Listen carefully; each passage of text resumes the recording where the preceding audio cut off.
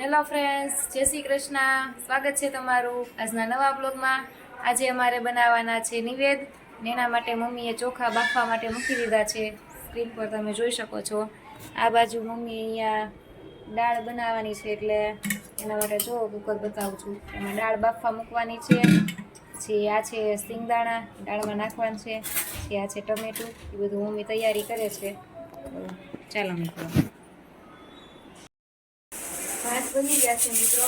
બીજું બનાવવાનું છે તલવટ. ને તલનો ભૂકો કરી એમાં બીજું ગોળ નાખવાનો ને બીજું ઘી નાખવાનું ને આ રીતના મમ્મી જો તલનો ભૂકો કરી નાખ્યો છે. એમાં મમ્મી ગોળ નાખી દીધો છે અને હવે એમાં મમ્મી ઘી નાખે છે.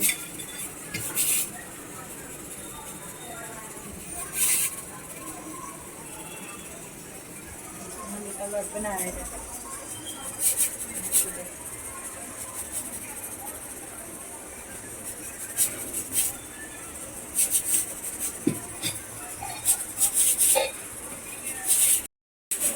પછી તલના ભૂકાને અને ગોળને ને ઘીને આ રીતના હાથથી મિક્સ કરી દેવાનું, એટલે તલવટ થઈ જાય છે આપણી તૈયાર.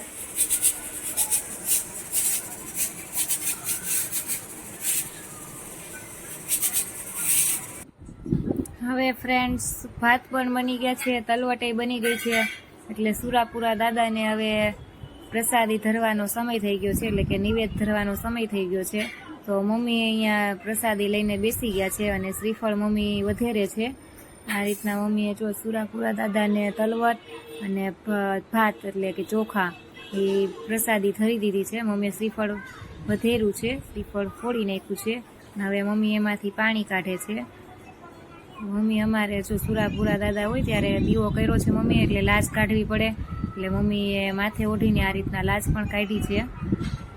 જો મમ્મી શ્રીફળમાંથી પાણી કાઢી લે, પછી મમ્મી સુરાપુરા દાદાને શ્રીફળની પ્રસાદી ધરી દે, એટલે નિવેદ અમારા થઈ જાય છે અહીંયા આજે પૂરા. અમે ઓલા દિવાળીમાં 14 કરવાના હતા, પણ ત્યારે અમારે એક એક્સપાયર થઈ ગયા હતા, એટલે નહોતા કર્યા. મિત્રો, હવે તલવટ ને ભાત ને બધું થઈ ગયું છે, નિવેદ પણ જરાઈ ગયા છે, અને હવે મમ્મી કરવા માંડ્યા છે પાપડ. જો ના દાળ થઈ ગઈ છે, ખાલી એને દાળમાં વઘાર કરવાનો બાકી છે. પાપડ કરે છે મમ્મી. બેસી ગયા છીએ ખાવા, કઈ લઈ લીધા છે.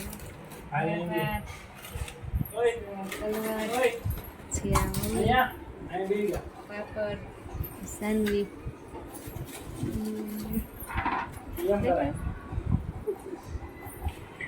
હાલો ખાવા.